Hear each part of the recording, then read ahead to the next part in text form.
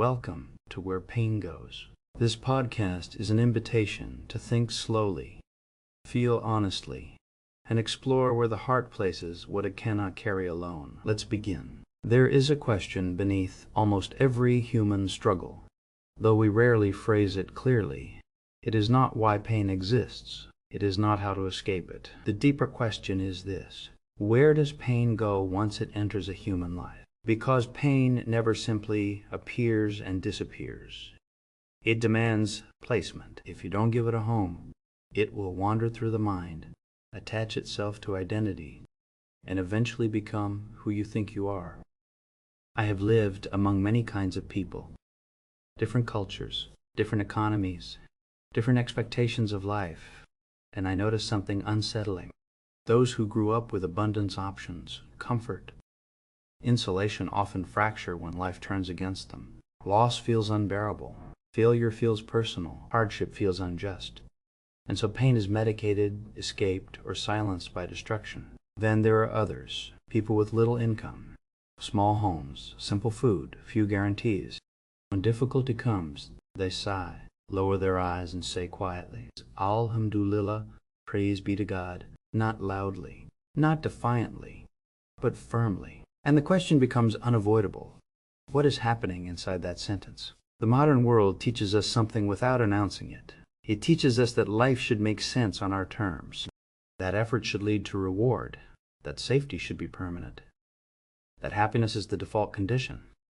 So when pain arrives, it feels like an error, a malfunction. And malfunctions provoke panic because they threaten the belief that we are in control.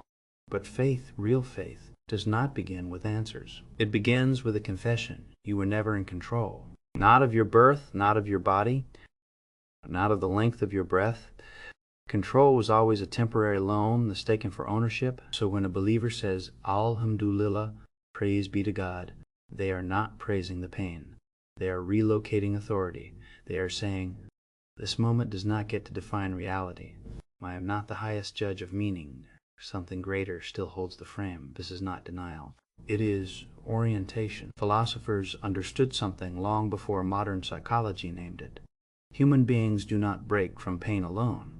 They break from pain without meaning. Pain asks a question, and if the universe answers with silence, the mind collapses inward. Addiction, despair, self-erasure. Not because people are weak, but because suffering without meaning is unbearable.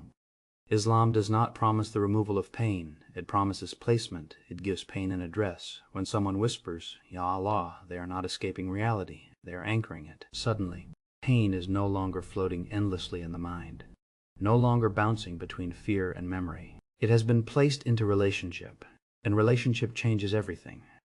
To be seen is to remain human. To be heard is to survive suffering. Even if the pain stays, it no longer owns you. You are not your loss. You are not your failure. You are not this moment. You are something that is passing through it. This is why repeated supplication is not weakness. It is training. It is training of the heart not to collapse inward when reality refuses to cooperate. Every time someone says Allah knows, they are refusing to let randomness rule the narrative. This also explains a paradox of modern life, why societies with unprecedented comfort struggle with unprecedented fragility. Because when life is built on pleasure, progress, and permanence, suffering feels like betrayal. But when life is built on test, trust, and accountability, suffering feels like a chapter, not the conclusion. Gratitude, then, is not the celebration of ease. It is the refusal to let pain have the final word. Alhamdulillah. Praise be to God does not say, this is good. It says, this is not meaningless.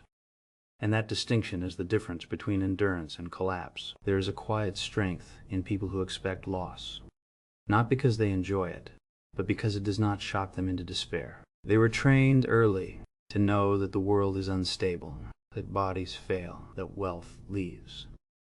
That certainty dissolves.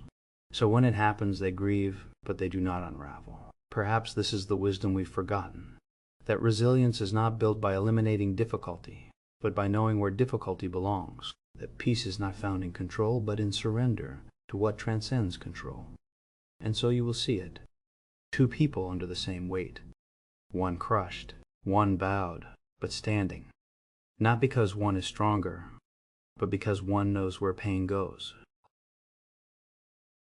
Life continues after this episode just as it did before, but perhaps a little more gently. Thank you for sharing this quiet moment. We'll continue the conversation soon.